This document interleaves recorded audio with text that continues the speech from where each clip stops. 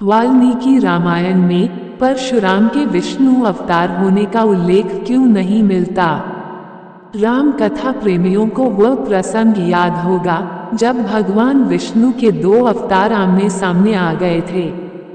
एक थे विष्णु के अंशावतार भार्गवपुत्र परशुराम और दूसरे उनके पूर्णावतार कौशल्यानंदन राम।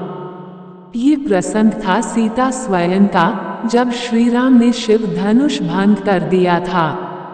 तब मुनि वेशधारी परशुराम सहसा उस रंगशाला में आ जाते हैं और अपने गुरु भगवान शिव के टूटे हुए धनुष को देखकर अत्यंत क्रोधित हो जाते हैं।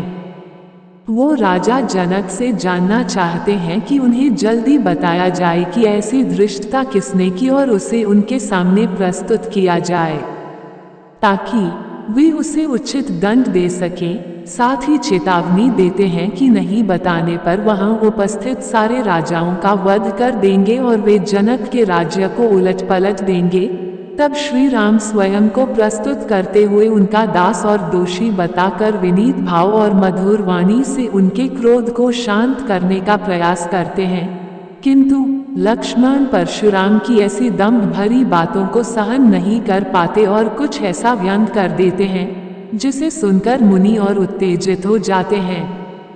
जैसे ही श्री राम उनके आवेश को अपने मीठे वचनों से शांत करते हैं, लक्ष्मण कुछ कड़वी बात बोल जाते हैं। अंत में परशुराम राम को चुनौती देते हैं कि या तो मेरे साथ युद्ध करो या अपने को राम कहलाना छोड़ दो, पर राम उनके मुनि और ब्राह्मण होने का हवाला देकर उनसे युद्ध करने से मना कर देते हैं।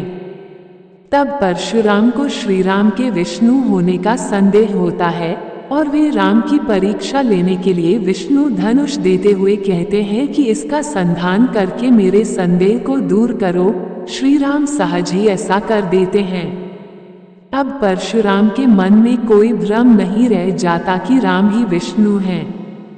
वे राम की स्तुति करते हैं और उन्हें प्रणाम कर तप करने के लिए महेंद्र पर्वत पर चले जाते हैं। रामचरितमानस में इस प्रसंग को बहुत रोचक तरीके से प्रस्तुत किया गया है। राघवोल्लास काव्य में परशुराम राम की प्रभावपूर्ण बातों से ही शांत हो जाते हैं और उन्हें विष्णु धनुष चढ़ाकर अपनी परीक्षा नहीं देना पड़ती है। परशुराम अपने सभी अस्त्र शस्त्रों को राम के चरणों में छोड़कर प्रस्थान करते हैं। कंब रामायण के अनुसार परशुराम तेजोभंग के बाद देवता लोग आकाश से पुष्प वृष्टि करते हैं और राम विष्णु धनुष वरुण को अर्पित कर देते हैं। प्रसन्न राघव में लक्ष्मण राम परशुराम के वाग्युद्ध में भाग लेकर परशुराम का अपमान करते हैं। रामचंद्रिका में भरत और शत्रुघ्न भी परशुराम को संबोधित करते हैं और अंत में महादेव स्वयं आकर दोनों रामदेवों को समझाकर शांत कर देते हैं। रामचरितमानस, अध्यात्म रामायण, आनंद रामायण, राघवोल्लास काव्य इस प्रसंग को मिथिला में घटित होना मानते हैं, जबकि वाल्मीकि रामायण के अनुसार परशुराम विवाह के बाद अयोध्या की यात्रा में राम को चुनौती देने आते हैं, किंतु दोनों का युद्ध नहीं होता, क्योंकि ज्यों ही राम विष्णु धनुष चढ़ाते हैं, परशुराम निस्तेज होकर राम को विष्णु के रूप में प्रणाम करते हैं। राम चढ़े हुए बाण से परशुराम के तपोबल द्वारा संचित लोक नष्ट करते हैं और परशुराम महेंद्र पर्वत की ओर प्रस्थान करते हैं। वाल्मीकि रामायण और अधिकतर रामकथाओं के अनुसार राम परशुराम संघर्ष का कारण यह भी था कि परशुराम एक सुयोग्य प्रतिद्वंद्वी क्षत्रिय से युद्ध करना चाहते थे। नरसिंह पुराण में पहले एक अन्य कारण का उल्लेख मिलता है। परशुराम राम को यह चुनौती देते हैं, या तो राम नाम छोड़ दो या मेरे साथ युद्ध करो, त्यज त्वा राम संज्ञा तु मया वा सम्र कुरु।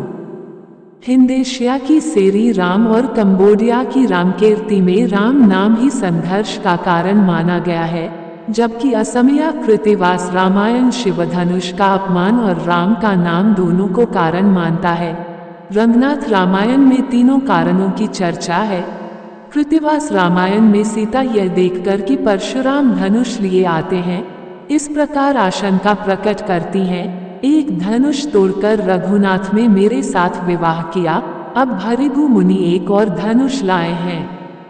न जाने मेरी कितनी सपत्नियां होंगी। गोविंद रामायण में सीता की यह आशंका इस तरह व्यक्त की गई है, तो शरासन शंकर को जिमी मुहि बर्यो तिमी और बरेंगे। वाल्मीकि रामायण में परशुराम तेजोभंग के वर्णन में परशुराम के विष्णुत्व का उल्लेख नहीं मिलता। नरसिंह पुराण ऐसी प्राचीनतम रचना है जिसमें उनके तेजोभंग के प्रसंग में परशुराम का अवतार होने का संकेत किया गया है। राम के धनुष चढ़ाने पर परशुराम का वैष्णव तेज उनके शरीर से निकलकर राम के मुख में प्रविष्ट हुआ। परशुरामस्य देह निष्क्रम्य वैष्णव पश्यता सर्वभूताना तेजो। अध्यात्म रामायण, आनंद रामायण, पद्म पुराण और रामचंद्रिका में भी परशुराम के अंशावतार होने का उल्लेख किया गया है। हरिवंश पुराण, विष्णु पुराण, भागवत पुराण में विष्णु अवतारों की सूची में उनका नाम प्रायः आया है।